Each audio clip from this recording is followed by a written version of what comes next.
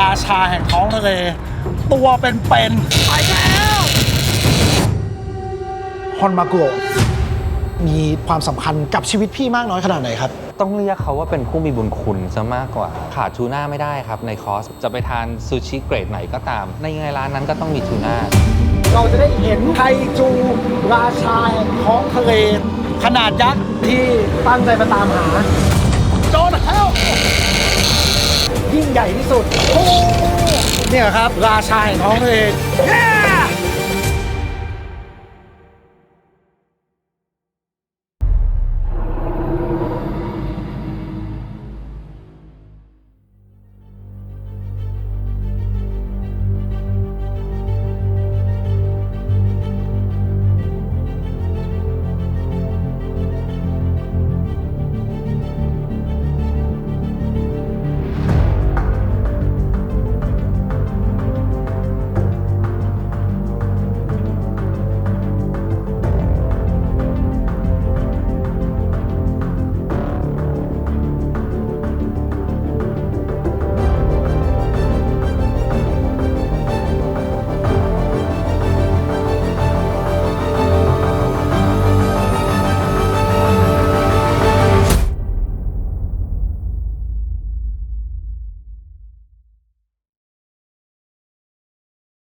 ที่ว่า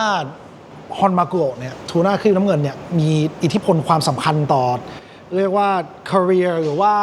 สายอาชีพพี่มากน้อยขนาดไหนกับชีวิตพี่มากน้อยขนาดไหนครับต้องเรียกเขาว่าเป็นผู้มีบุญคุณซะมากกว่าคำนี้เลยนะเอาจริงเวลาคนเราเวลานึกถึงซูชิคำว่าซูชิเข้ามาในหัวพอหลับตาแล้วเพื่อนซูชิเข้ามาในหัวอะไรเข้ามาในภาพในหัวเราก่อนมันก็คืออีปลาก้อนแดงๆนี่แหละที่มันอยู่ในหัวคนไทยไม่แน่คนไทยอูนิจะเข้ามาก่อนแต่ถ้าเกิดเป็นญี่ปุ่นถ้าเกิดคนทั่วไปจริงๆแล้วอ่ะเฮ้ยไปกินซูชิกันหลับตาหน้าทูน่าแม่งลอยมาละซึ่งเขาเป็นสัญลักษณ์แต่เขาก็เป็นราชาด้วยความละเอียดอ่อนความยากของเขาเนี่ยแหละใช่ไหมครับแล้วซึ่งมันขาดทูน่าไม่ได้ครับในคอร์สไม่ว่าจะไปทานไคเต็นซูชิร้านซูชิสายพานจะไปทานซูชิเกรดไหนก็ตามในร้านนั้นก็ต้องมีทูน่าอย่างร้านพี่ไม่มีแซลมอนอย่างร้านอีกเกรดหนึ่งไม่มีอูนิเฮ้ยอันนั้น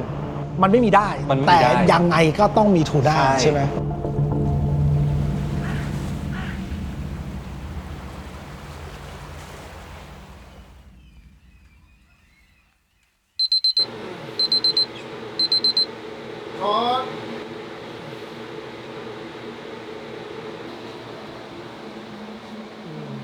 เฮอริเคนเข้าจากด้านใต้เดี๋ยวเช็คซ้ำหน่อย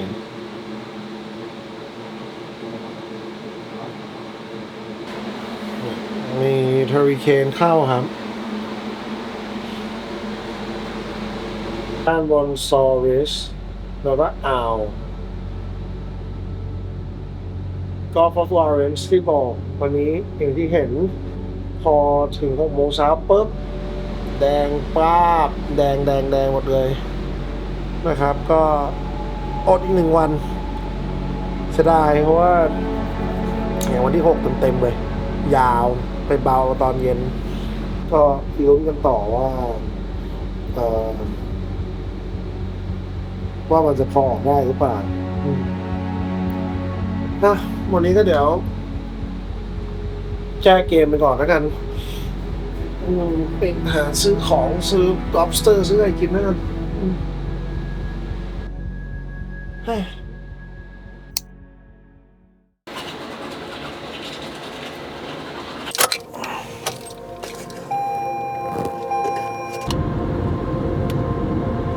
นี้เนี่ยพอดีพายุเข้าก็เลยเป็นวันเบาๆผมเลยถือโอกาสอยากพาทุกคนเที่ยวเมืองที่นี่นะครับตอนนี้ก็มามุ่งหน้าไปที่เมืองชื่อว่าซอริสนะครับเป็นเมืองขนาดเล็กแต่มีร้านขายซีฟู้ดสดๆนะครับเป็นร้านอาหารชื่อว่า The Lobster Shack นะครับอย่างที่ชื่อบอกเลยที่นี่ขึ้นชื่อเรื่อง lobster ไม่ใช่เรื่องแปลกนะครับเพราะว่าแน่นอนทะเลเมืองหนาวมีสาหร่ายตระกูลเคลป์ดีๆบอกนะครับว่าที่เนี่ยรสชาติอาหารทะเลเนี่ยขึ้นชื่อว่าระดับโลกนะครับไม่ว่าจะเป็นตระกูลพวกหอยหรือว่ากุ้งปูอย่างที่ได้บอกกันไปนะครับแล้วร้านที่เราจะไปกันเนี่ย ได้ข่าวมาว่าสำหรับตระกูลพวกหอยอ่ะเขาเลี้ยงแล้วเก็บกันสดๆตรงหาดข้างหน้าของร้านเลยแหมจะเป็นยังไงอาหารทะเลสไตล์แคนาดาจะเป็นไงนะครับเดี๋ยวเราไปชิมด้วยกันเลยไปครับ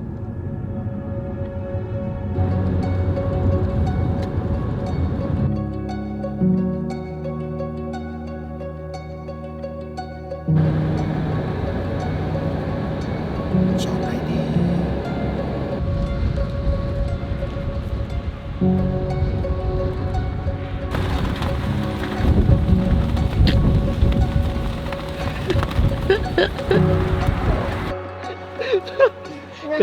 เกิดอะไรขึ้นครับเมื่อกี้ ผิดทางเข้าครับเมื่อกี้จะเข้าไปทำงานกับเขาละ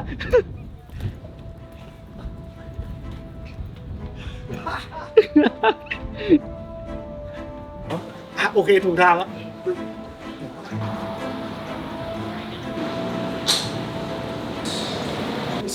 all you have right now. So, I think I just have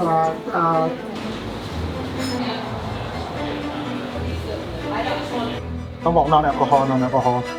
อันนี้เขาแนะนำ Well, I think what Mike's going to be doing is he was thinking of going up. Where is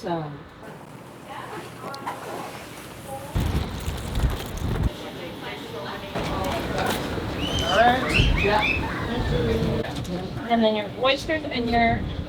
sauces. If you want to make a second plate, I can use this. Yes, I think I better do that.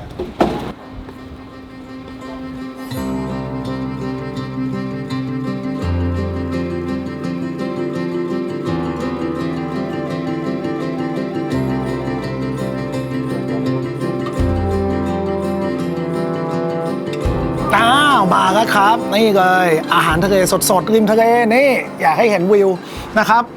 นี่คือริม Soris Beach นะครับนี่คือร้าน The Lobster Shack นั่นเองนะครับเป็นดังชื่อเลยคือบ้านแห่ง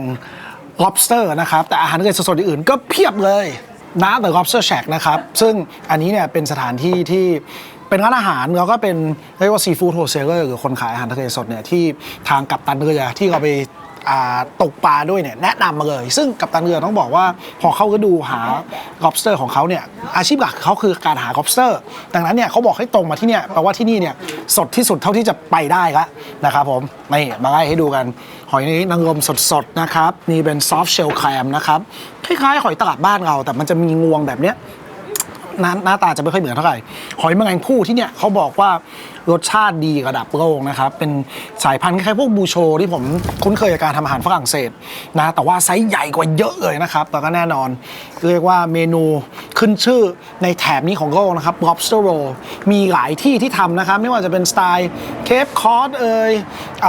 สไตล์ที่ต่างๆแต่ที่นี่ก็มีเวอร์ชันของตัวเองเดี๋ยวก็มาชิมมาดูว่ารสชาติเป็นยังไงมาเริ่มจาก lobster roll ก่อนเลยดีกว่าแต่ก่อนเริ่ม lobster roll ผมว่าไปของดิบที่ควรจะชิมเปล่าๆก่อนดีกว่านี่เขามีเครื่องปรุงมาให้เพียบเลยนะครับมีซอสพริกต่างๆให้ทดลองใช้ได้นะครับแต่ว่าสไตล์ผมหอยนางรมดีๆต้องกินสดๆเปล่าๆได้เลย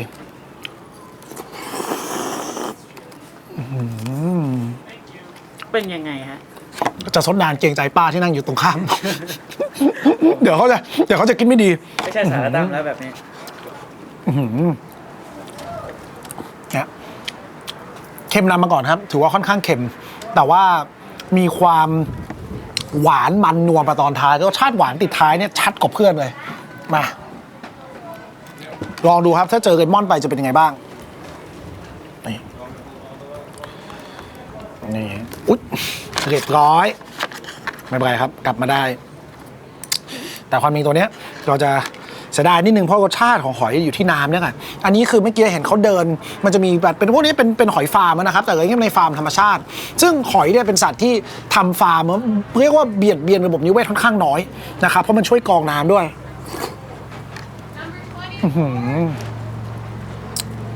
อร่อยไปอีกแบบด้วยเป็นสไตล์ไทยๆเดี๋ยวลองซอสพริกบ้านเขานะครับ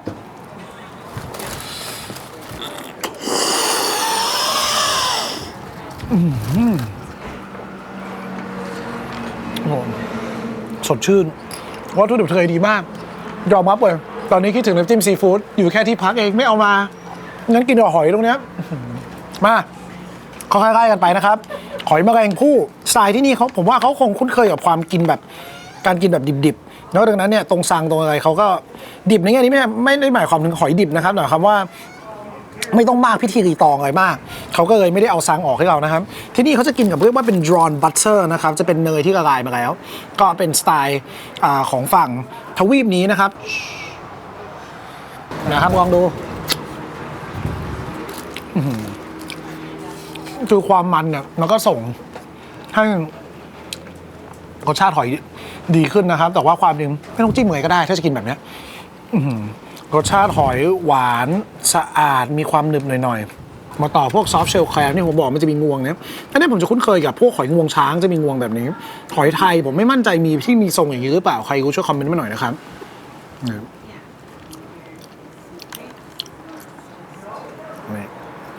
โอเคจิ้มซอสเนยเหมือนกันนะครับตรงนู้นมีซอสเนยอันนี้ก็อันเดียวกัน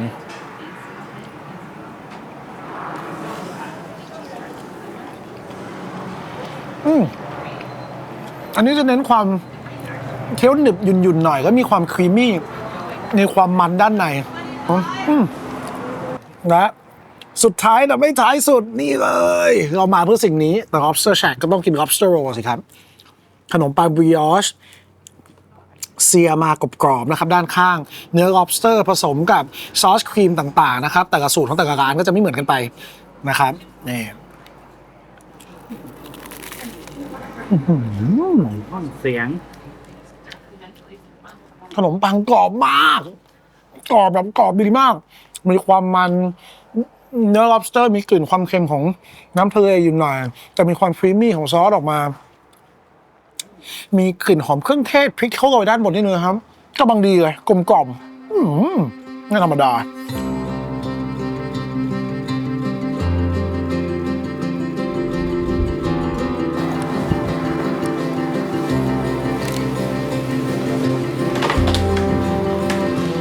Hello. Can we buy some lobsters to take home? Yeah, what? Yes, please.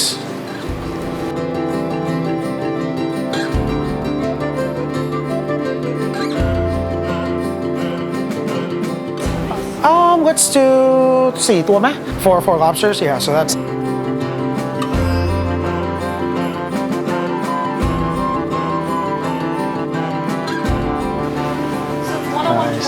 Okay, let me take care of that for you. Yep, here we go.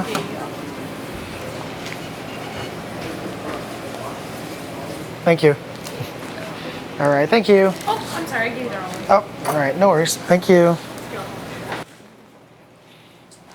โอเคได้ lobster กลับบ้านนะครับ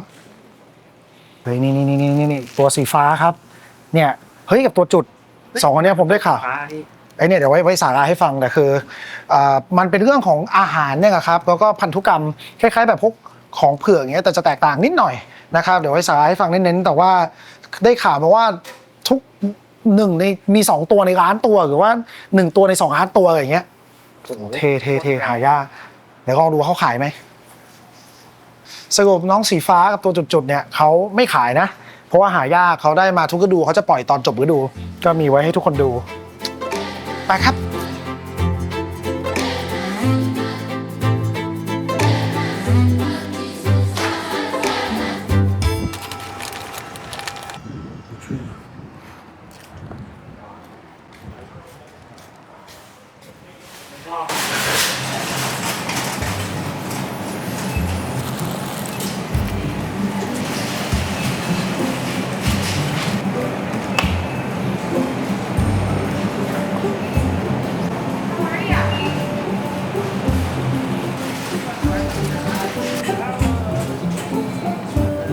อันนี้ปรุงเพิ่ม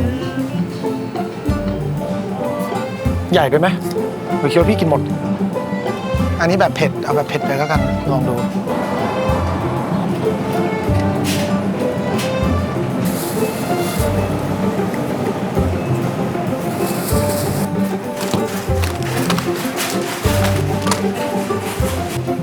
How spicy is this?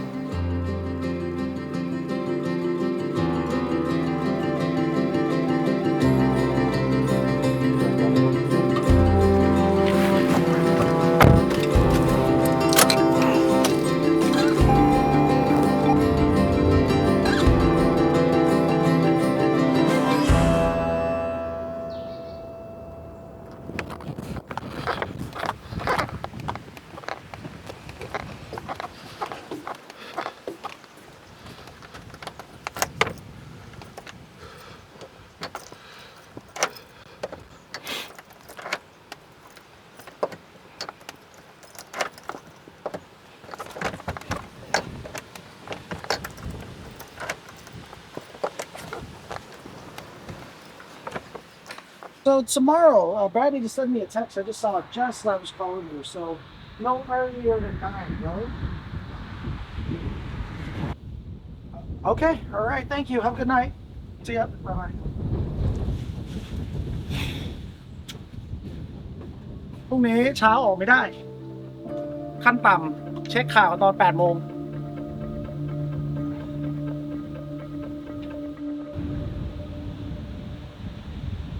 มันคือปลาชนิดเดียวในโลกไหมพี่ ที่มีลายเนื้อมากกว่า1 สีในปลาตัวเดียว ใช่ไหม อย่างที่เมื่อกี้ตัดอ่ะมันจริงๆมันตัดกันได้ละเอียดกันนั้นเยอะเลยนะ สำหรับลายเนื้อปลาแต่กำหนดว่าลายเนื้อจะเป็นแบบไหนพี่ว่าอะไรกำหนด วิธีว่ายอาหารเขต ขนาด แล้วก็อุณหภูมิแล้วก็สิ่งที่เขากินทูน่าอาจจะอย่างญี่ปุ่นเงี้ยทูน่าขึ้นทางฝั่งบนผ่านทอตโตริผ่านนู่นที่ไปจบที่โอมะอีกรสชาติหนึ่งนะกับตัวที่วิ่งฝั่งล่าง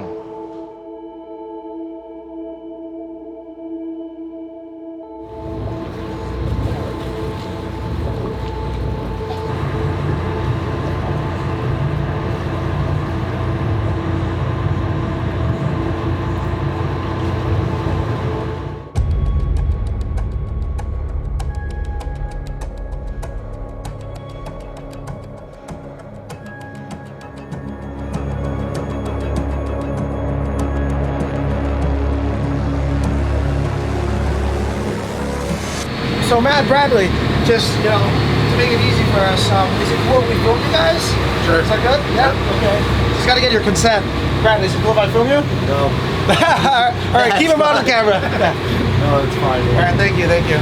Yeah, no, it's a big thing, privacy and stuff.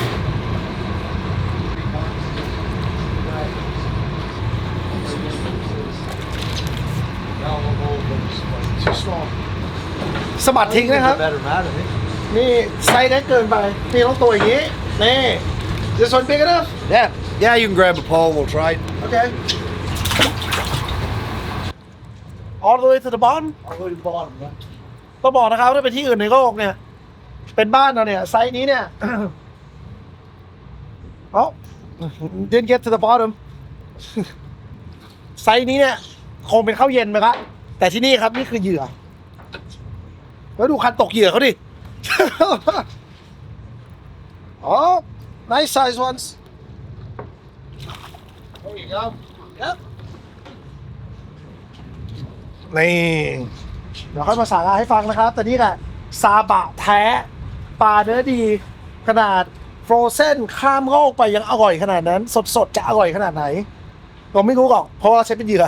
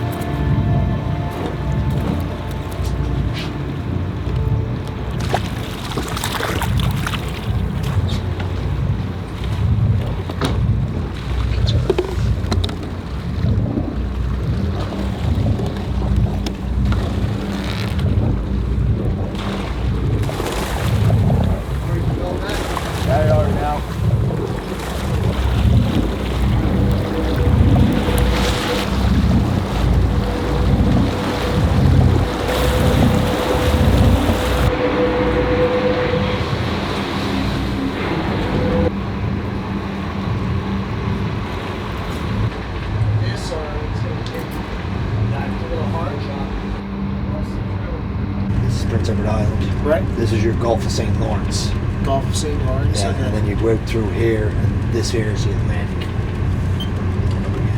So what do you reckon brings these behemoth in here?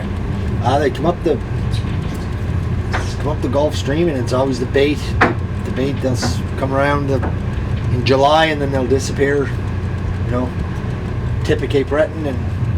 back out here and back down south. So they start off in the Gulf of Mexico? Gulf of Mexico. They do a lot of tagging now, and they're discovering that the western and the eastern tuna actually from the Mediterranean they actually do coexist. And They start. So is that where they, from based on research, they're born in Gulf of Mexico? Gulf of Mexico is where they spawn, and then Okay. but there has been studies now with all the tagging that the bluefin tuna from the Gulf of Mexico or the Western Atlantic and the Eastern Atlantic tuna from the Mediterranean, Okay. they So actually you're- do coexist and they intertwine. Yeah, Wow. they that's used to think it was two different species. species almost, but they do. You know the way it is now. Tagging's a big thing, so they do know now that they actually do cross paths in the middle, and then they come up here to feed and get fattened up. We can see a difference in them when they arrive the end of July. They're a little leaner, but as the year goes on, coming on October, you can have the fish may be the same length, but you might have another 75 or 100 pounds on them just through girth. Wow. They fatten up. So. Do you know why the bait come here though? The bait's been coming here for years, and it's Really no reason. yeah, water temperature, and they're Okay. other than for mackerel and herring, other than the tuna, is their only natural predator. Obviously, humans. Yeah. That's interesting. And then so they follow the food a long way. Yeah, they do. Yeah, they come all the way up the shore, and you get the tuna fish off the Carolinas and Boston and these places, but they come up here and around and So- find their way into the Gulf of St. Lawrence. Is this the reason why giant tuna are world famous here? Is it because they get the biggest here technically? Yes, yeah, and they're the strongest swimmers, so they can come the farthest north, and they're even seeing them now with the way the water's warming up. Some of the bigger ones now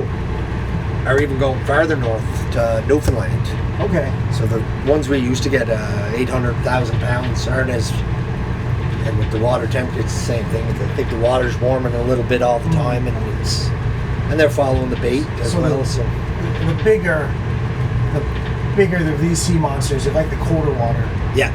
I believe so. Yeah. Seems to be the trend, right? So it's actually more difficult nowadays. To get the yes, and Yeah. it was, let's say, 10 or 15 years ago. Yeah, we can see a difference. The videos you had on your website of just feeding the tunas on the side of the boat, Yeah, that's that probably was- very hard. Yeah, that was probably you'd be looking 10 or 12 years ago when herring was Being- around then, and now the herring industry it's kind of on a down slope. There's a couple of spots that still fish it, but it's not like it used to be. And that's just the changing times with the ecosystem changing and out of our hands. But we'll still get our, later on in the fall, you get your 600, 700, 800 pounders. When we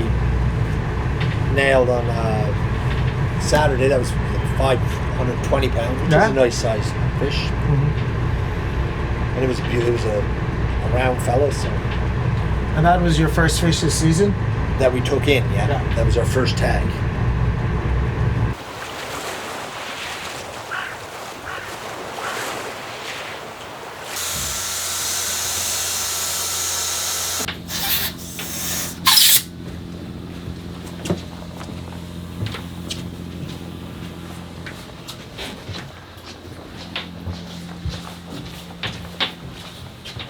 Circle, there's fun.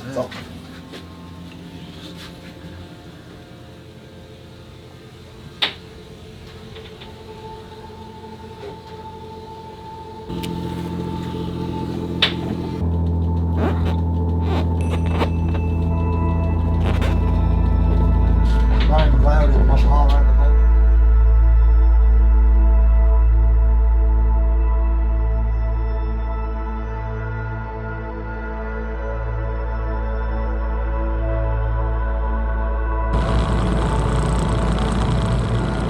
สำหรับในมุมเชฟเนี่ยความยากในการถนอมปลาตัวเนี้ยทำไมปลาตัวนี้มันยากกว่าปลาชนิดอื่นในมุมมองพี่ คือหนึ่งเราได้เขามาแล้วเราเรียกเขาว่า precious แล้วกันนะด้วยราคาที่เขาแพงและราคาเขาสูงมาก เราจะทำไงให้อันนี้ในมุมมองพี่นะว่าจะเอาเขามาทำยังไงให้เขาได้แบบได้ตายอย่างสมศักดิ์ศรีที่สุด ให้เขาอร่อยที่สุดเพราะฉะนั้นก็ต้องศึกษากันเยอะพอควรครับอย่างแรกเลยคือแบบดูตั้งแต่ต้นทางศึกษาชีวประวัติเขาคนนี้มันมาเป็นยังไงกินอะไรมาบ้างจนสุดท้ายแล้วก็มาจบที่เราคือการบ่มการเอจจิ้งนั่นแหละแต่บางตัวดีมากๆจนไม่ต้องเอจก็มีนะก็มีใช่ไหมครับเคยเจออยู่ครั้ง2 ครั้งปีนี้คือแบบพอเห็นแล้วแบบโหเฮ้ยทรงนี้ได้เลยว่ะไม่เปรี้ยวไม่อะไรเลยคือเนื้อเริ่มละเอียดโชโลเริ่มละลายเริ่มนุ่มเสิร์ฟได้เลยซึ่งเวลาที่พูดถึงเปรี้ยวเนี่ยก็คือย้อนกลับไปตอนที่ปลาถูกตกเนี่ยคืออย่างพี่เป็นเชฟเราซื้อจากตลาดเนี่ยเราสามารถกำหนดด้วยราคาได้ในระดับหนึ่งว่ามีการถูกคัดกรองการถูกแบ่งเกรดมาแล้วแต่ถ้าพูดถึงเป็นความรู้เลยว่าปลาขึ้นเนี่ยที่มันยากกว่าปลาตัวอื่นเพราะอะไรบ้างพี่หนึ่งผมพูดในมุมนักตกปลาก็คือหนึ่งแรงมันเยอะมันเอาขึ้นยากละมันใหญ่ละแต่นอกจากนั้นเนี่ยเอาขึ้นผิดวิธีอย่างที่พี่บอกไปเกี่ยวพุงนี่ก็จบเลยใช่ไหมคือมันเกิดแผลแล้วราคามันเลือดผิดวิธีออกอะไรอย่างเงี้ยก็เกี่ยวกันหมดซึ่งกฎในตัวมันมีผลใช่ไหมครับใช่ครับมันจะเป็นผลยังไงอะพี่คือมันกลิ่นความหอมความเปรี้ยวนี่หายหมดเลยก็แล้วก็เหยื่อที่เขากินไปด้วยแหละระหว่างทางเขากินอะไรมาอะไรอย่างเงี้ยบางคนชอบทูน่าที่กินซาดีนกินอะไรมาพี่บางคนชอบทูน่าที่กินปลาหมึกแต่มันออกที่เนื้อจริงนะมันรู้ชัดเลยใช่ไหมกลิ่นดีปลาหมึกกลิ่นอะไรอย่างเงี้ยคือความอูมามิมันหอมกว่าเยอะเลย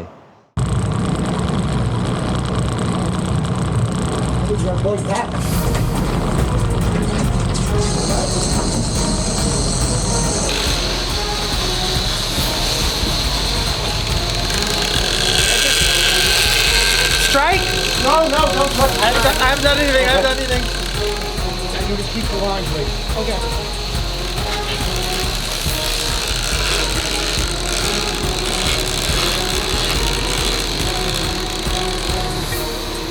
I don't know. It's a fish. What's that, man?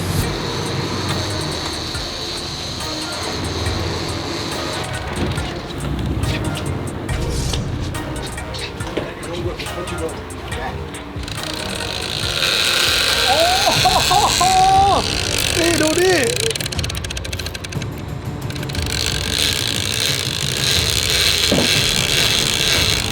ต้องเปลี่ยนสายต้องคอยสายตึงนะครับ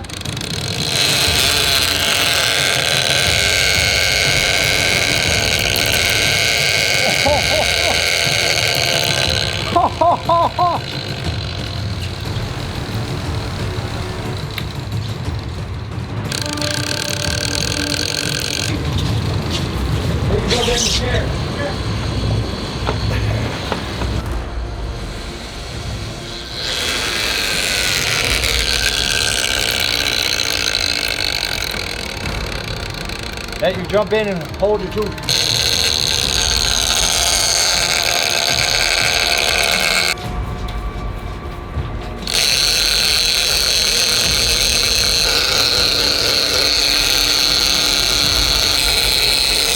Yeah.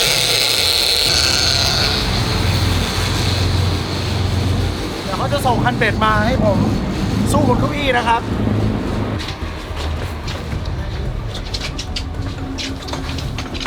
Oh, careful. That's their one. Yep. Let's start cranking hard.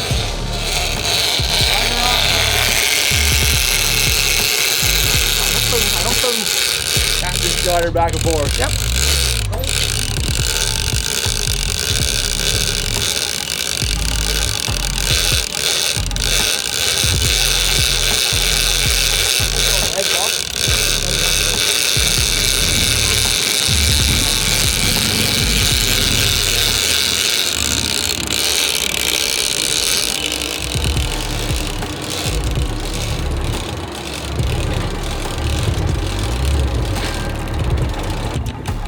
ตอนนี้เขาบอกเลยว่าใครไม่มีประสบการณ์อย่าไปยุ่งกับ เซตติ้งของเบรกเด็ดขาดเขาจัดการเอง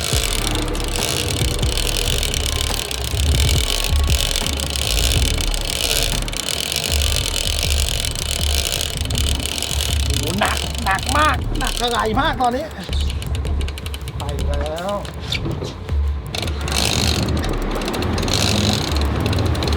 ยี่ห้าหนักต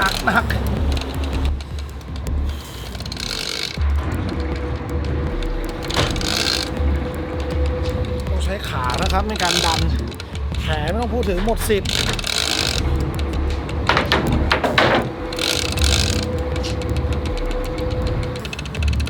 โอ้ยไปแล้ว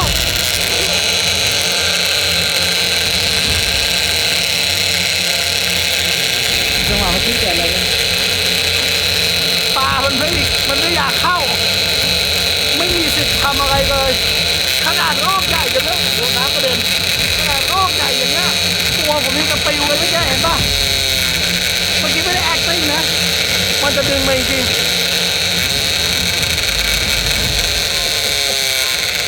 โอ้โหดูดิเก็บเสียงอาจจะเนี้ยเรา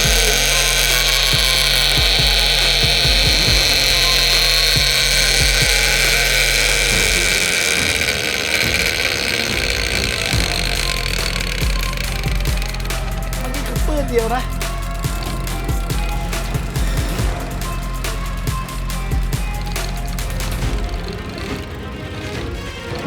แต่ใครบอกไม่เหนื่อยตอนนี้โอ้โหหนัก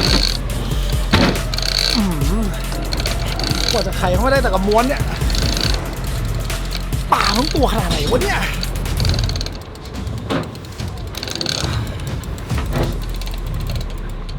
And when she goes yeah At least an hour here, so okay marathon, not sprint. okay 1 hour so she's looking pretty big What's that? you think she's pretty big It's gonna be on your butt. Lift your, oh it's too high huh yeah, too high. okay You're supposed to sit on that one. There you go. right okay Drink of water. I'm good thank you appreciate it That's the butt. Then we should go for a little bit.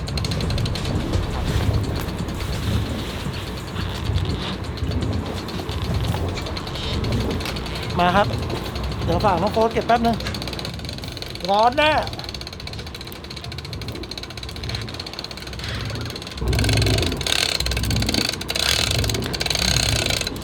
ไม่เก็บอันตรายนะครับที่ตัวเข็มขัดเนี่ยมันหลุดขึ้นมาผูกหลังผมแทนก้นทำให้เมื่อกี้ที่จังหวะถูกกระชากอะเกือบลงไปมีโอกาสตกน้ำนะเมื่อกี้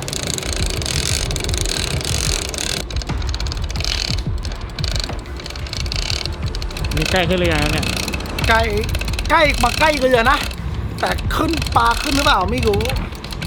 แต่เมื่อกี้เห็นกระโดงนะครับผมไม่เล็กเลย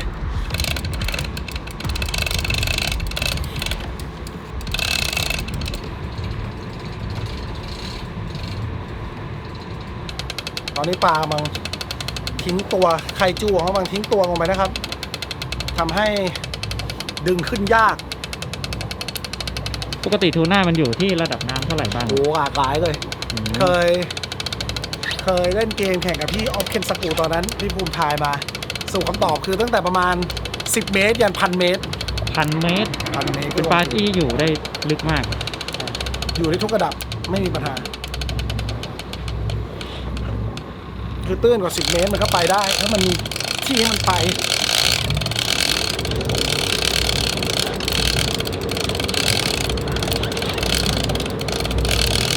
การจะสู้ทูน่ามันต้องใช้เทคนิคเยอะไหมครับ เนี่ยฮะก็ต้องทำความเข้าใจกับลอกมอข้าวมันทุ่นแรงเราเยอะก็จริง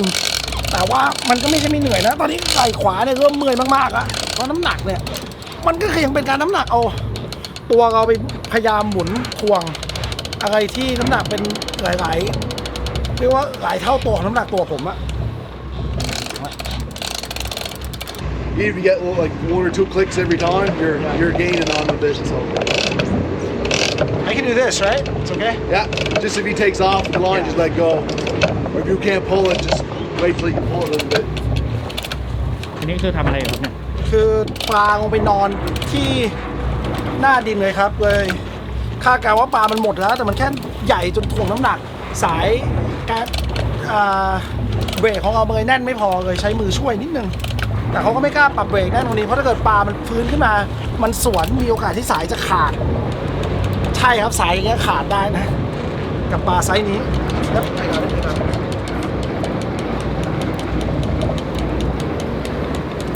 อันนี้สาย PE เท่าไหร่ครับ How many pounds is this 180 pound test. 180 ปอนด์ก็ต้องมีเหยียบ PE โอ้น่าจะมี PE จำไม่ได้ครับคร่าวๆ10 ถึง 12อะประมาณเนี้ย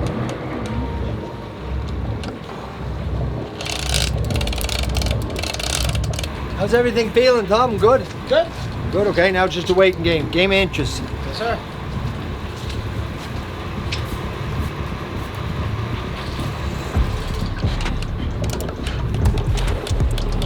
ไปนู่นนะไปนู่นนะ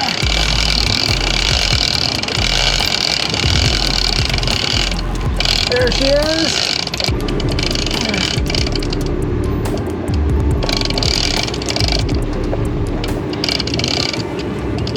นี่ขนาดอุปกรณ์ชุดยักษ์ยังเหงื่อแตกขนาดนี้เลย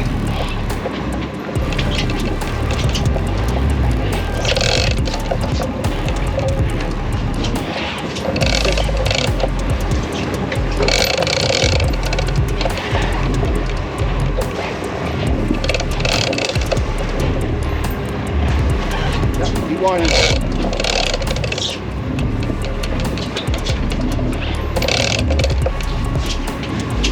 Yep, keep winding. มาแล้ว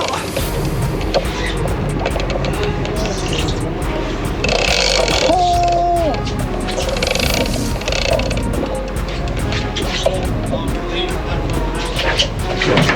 Careful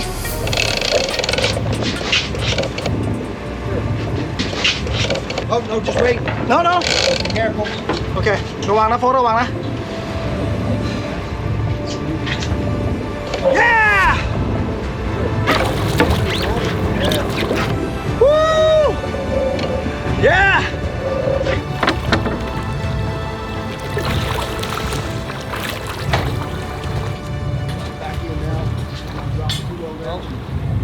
ราชาแห่งท้องทะเล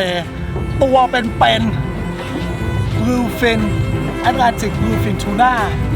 ขนาดยักษ์ในที่สุดเราก็ได้เจอครับ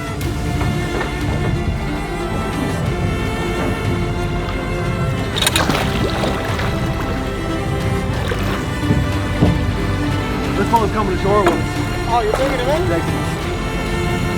We'll see we're not sure. Yeah, I You mean, know, the bites aren't great and our past tomorrow was not great. so we did better, The hands were better safe than sorry, yeah? Congratulations. Thank you. Yeah! Woohoo! Good job, man. Thank you, sir. Awesome. We did it, we did Did it. it.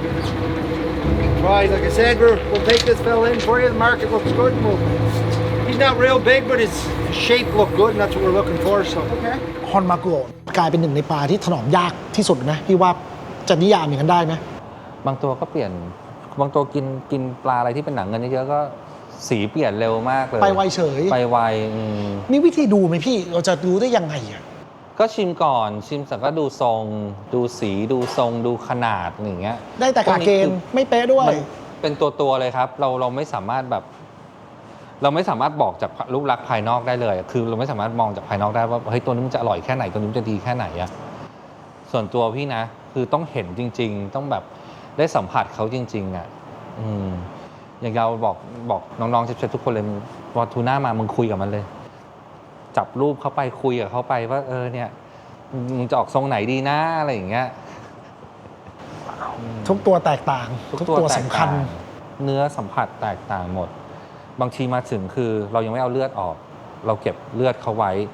เพื่อให้กลิ่นเขาอะกลิ่นเชี่ยเขาเข้าไปในตัวเนื้อแบบเก็บแบบไม่ต้องแรป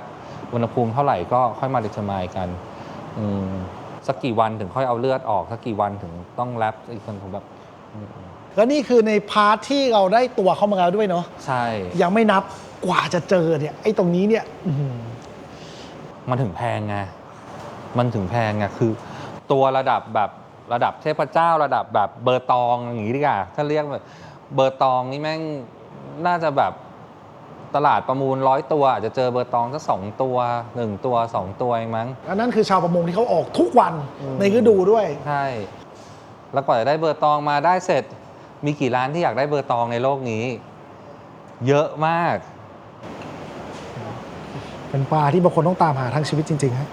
พี่ขอบคุณมากครับขอบคุณสำหรับความรู้นะครับวันนี้สุดยอดมาก โอ้โหเหมือนแชร์ความรู้กันนะครับ อันนี้แบบความรู้ใหม่เกิดขึ้นเยอะมากเลย เป็นมีหลายๆเรื่องที่เอาไว้เล่าให้แขกฟังเลย ได้พี่นี่ให้กลับใช้ได้ก็ยินดีเสมอนะครับ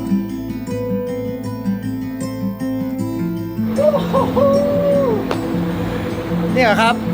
ราชาแห่งท้องทะเลที่ตั้งใจมาตามหา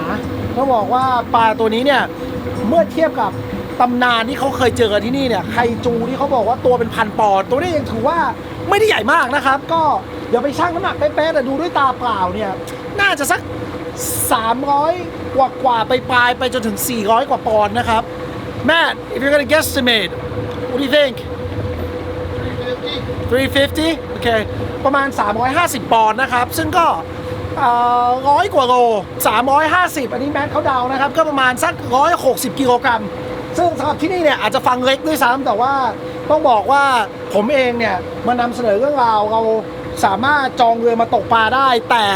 คนตกปลาเนี่ยไม่มีสิทธิ์เป็นเจ้าของครอบครองนะครับอันนี้เป็นสิ่งที่รัฐบาลของแคนาดาเขาเข้มงวดแล้วอยากที่จะรักษาสิทธิให้กับชาวประมงพื้นบ้านนะครับอันนี้เนี่ยต้องบอกว่าเรือลำนี้ของพี่โทนี่มีแค่โควต้านะครับ2 ตัวต่อลำต่อปีนะครับของฤดูกาลเนี่ยแล้วก็มีของพี่แมทเนี่ยเป็นพาร์ทเนอร์กันทั้งหมด4 ตัว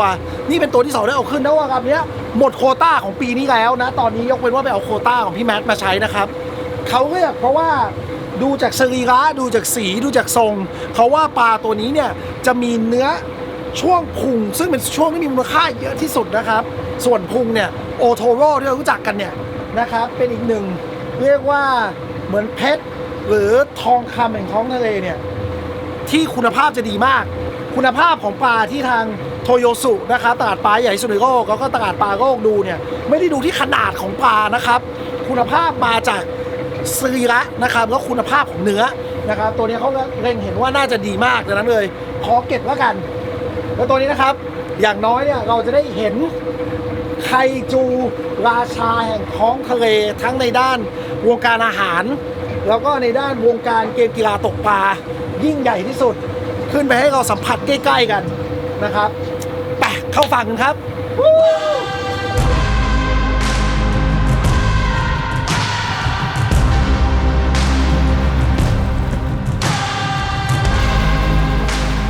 อย่างที่ผมพี่แรนดี้ได้เล่าให้ฟังนะครับ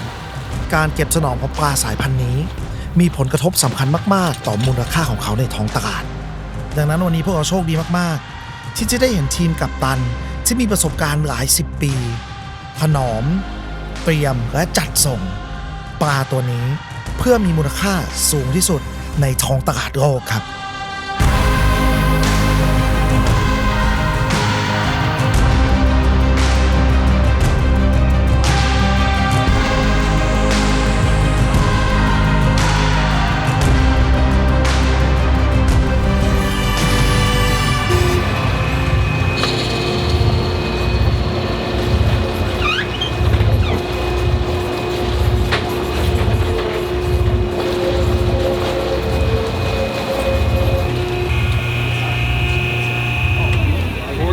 $45.20, darling.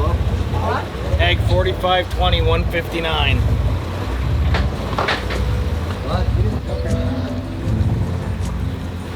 160 oh wow man ตอนนี้เราถึงฝั่งกันนะครับต้องรีบทำงานเพราะอากาศค่อนข้างร้อนเดี๋ยวเนื้อจะเสียนะครับ160 กิโลกรัมนะครับประมาณ 350 ปอนด์ตามที่พี่แม็กเดาเป๊ะเลยทูรัสไฟนัสครับสาระเป็นทางการราชาแห่งท้องทะเลเนี่ยครับปลาที่เคยมีมูลค่าสูงที่สุดน่าจะในโลกเลยเพราะว่าราคาหลักเป็นหลัก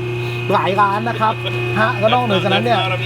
ยังเป็นปลาที่พละกำลังเนี่ยสำหรับผมถือว่า แรงเยอะที่สุดอึดที่สุดใหญ่ที่สุดนะครับเอกลักษณ์ของเขาเนี่ยคือความสามารถในการเรียกว่าสู้ เบ็ดเป็นเวลานานมากนะครับมีพละกำลังสูงแล้วก็สามารถมีอุณหภูมิร่างกายที่อุ่นนะครับเพราะเลือดเขาอุ่นแตกต่างจากปลาอื่นทำให้เขาสามารถไปอยู่ในที่ที่อุณหภูมิน้ำเย็นขนาดไหนก็ได้ระดับน้ำไม่ใช่ปัญหาอยู่ในระดับน้ำตื้นไปยันน้ำลึกไม่มีการปอดระเบิดออกมานะครับ5 เมตรถึง 1,000 เมตรก็อยู่ได้ตอนนี้เราต้องพูดไปด้วยทำงานไปด้วยนะครับตัวนี้อย่างที่บอกนะครับสำหรับตำนานของทูน่าแห่ง Prince Edward Island เนี่ยก็มีใหญ่กว่านี้แต่ตัวนี้คุณภาพเนื้อเนี่ยมองว่าดีก็เลยทางกัปตันขอเก็บขึ้นมานะครับเพราะเขาจะขายแล้วตรงนี้อย่างที่เห็นเนี่ยทุกคนจะมารอดูเพราะว่าอันนี้มันเหมือนกับเป็น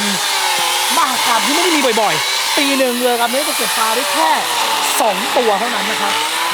เริ่มเรียกว่าชำระต่อหน้าเลยอันนี้เขากำลังจะตรวจคุณภาพเนื้อนะครับ Mind if we film this? It's good. Mind if we film you? It's okay. No, go ahead. Okay.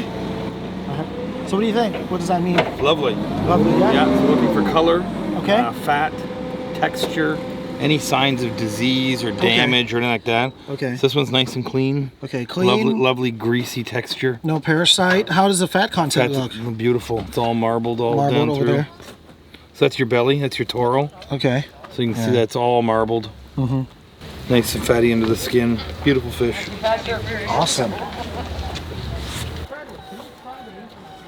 ต้องขอไปทุกคนด้วยนะครับผมนึกว่าขึ้นมาจะมีเวลาอธิบายถ่ายรูปเยอะกว่านี้แต่ว่าวันนี้อากาศร้อนทางผู้เชี่ยวชาญแล้วก็ทางเรือก็เลยบอกขอเหอะเขาต้องเอาเนื้อคุณภาพดีๆไปขายเพราะว่านี่จะเป็นทรัพยากรที่จะมาเลี้ยงชุมชนประมงท้องถิ่นที่นี่ด้วยนะครับเป็นเรื่องที่ยิ่งใหญ่มากสำคัญมากเป็นหนึ่งในปลาที่ผมว่าทุกคนให้ความเคารพมากๆเพราะว่ามีมูลค่าสูงแต่เรื่องพละกำลังเนี่ยก็ไม่ธรรมดารู้สึกดีใจมากที่ได้ปะแรงกับเขาสักครั้งแล้วก็ถึง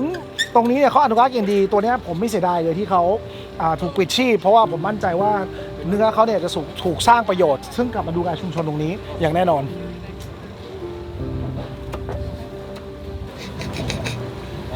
และนี่ครับคือหัวใจทูน่าและสิ่งที่เราเห็นอยู่ตรงนี้นะครับนี่คือหัวใจของทูน่าครีบน้ำเงินที่มีโอโทโร่นั่นเองเนื้อส่วนนี้นะครับเพิ่งตกมาได้สดปลา160 กิโลกรัมตัวนี้เดี๋ยวจะส่งตรงไปตลาดที่ญี่ปุ่นแต่หัวใจเนี่ยแหละนี่มีใจนะครับทำเมนูอะไรก็ชม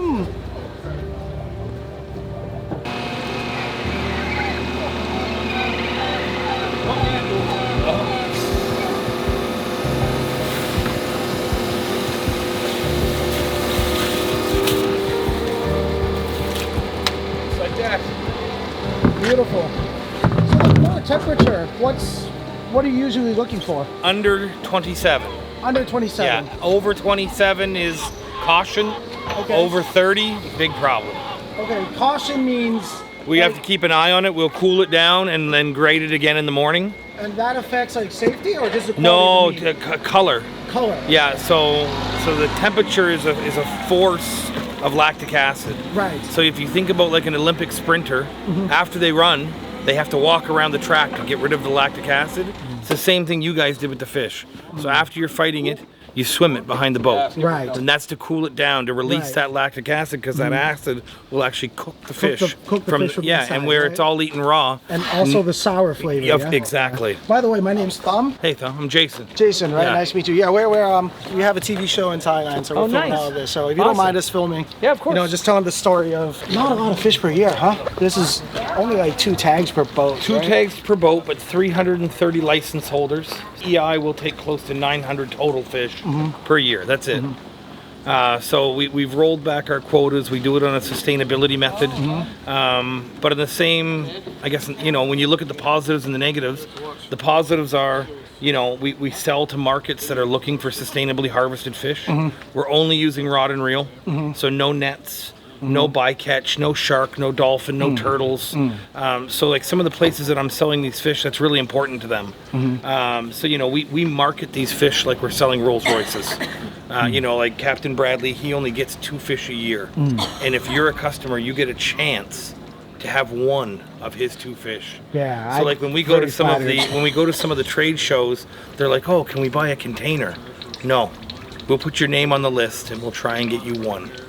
So it's exclusive. So with exclusivity comes price, so that allows us to keep the price up to the boats. So where they're only getting to, hopefully we can maximize that return on what we take out of the ocean. Okay, Yeah. very cool. And how's the market price been This is the highest prices we've seen in 25 years. in 25 years? Yeah. So the quality's picking up over Quality is good. These guys handle them very well, and the market's great. there. Wow. Yeah, Europe, Japan, North America. So A lot of appreciation. yeah, for we this. sell to about 14 different countries right now. So And with rod and reel, the quality of the meat is top of the line. top of the line. We are the high price in Toyosu market every night in Tokyo. Always sitting up there, right? Correct, always. Wow. It's awesome. Thank you for the information. Enjoy your trip. Yeah, thank you. And yes, enjoy the tuna sales. Yeah, thanks. Hopefully they enjoy it as much as I do.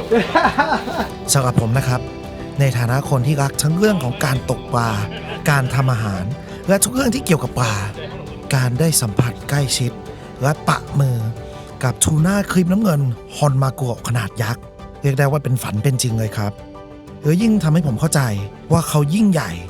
และสง่าขนาดไหนสมกับเป็นราชาแห่งท้องทะเลจริงๆครับก็กลับมาตอกย้ำความเชื่อของผมนะครับว่าถ้าเราใช้ความสร้างสรรค์ความใส่ใจรังสรรค์ทรัพยากรจากท้องทะเลแทนที่จะเน้นปริมาณเราจะสามารถเพิ่มมูลค่าให้กับวัตถุดิบและสามารถเก็บเกี่ยวทรัพยากรได้อย่างยั่งยืนขึ้นอย่างแน่นอนครับแต่สิ่งที่น่าอิ่มเอมไปกว่านั้นนะครับคือการที่ได้เห็นว่าที่เมืองนี้ผู้คนให้ความเคารพและรักปลาชนิดนี้มากขนาดไหนและเมื่อเขาตั้งใจอนุรักษ์และบริหารทรัพยากรปลาตัวนี้อย่างดีสิ่งที่เมืองเขาได้กลับมาคือความมั่นคงและความเจริญใช่ครับการที่รีบตกปลาตัวนี้และเอาไปขายคงสร้างรายได้มหาศาลให้กับพวกเขาแต่เขารู้ว่าถ้าเขาอยากให้ทรัพยากรปลาตรงนี้ยั่งยืนให้รุ่นลูกรุ่นหลานของเราได้ดูเขาต้องพยายามที่จะบริหารและดูแลให้ดีที่สุดสำหรับผมชาวประมงที่นี่เป็นต้นแบบที่น่านับถือจริงๆครับในการเดินทางครั้งนี้ผมภูมิใจและปลื้มปริ่มมากๆที่ได้พาทุกคนเดินทางประจนภัยข้ามโลกมากับผมทูน่าครีมน้ำเงินขนาดยักษ์เป็นปลาที่หลายๆคนตามหาตลอดชีวิตผมก็เชื่อนะครับว่าต้องมีสักวันที่ผมอยากจะพาทุกคนออกประจนภัยตามหาเขาอีกผมได้รับประสบการณ์ดีๆและความรู้มากมายคงสามารถนำความรู้นี้ไปปรับใช้และเป็นแรงบันดาลใจในการพัฒนาการเดินทางหรือเป้าหมายของตัวเองนะครับแต่สำหรับทริปนี้ผมได้จารึกและมั่นใจว่าจะเก็บเป็นในความทรงจำของผมไปอีกนานเลยครับ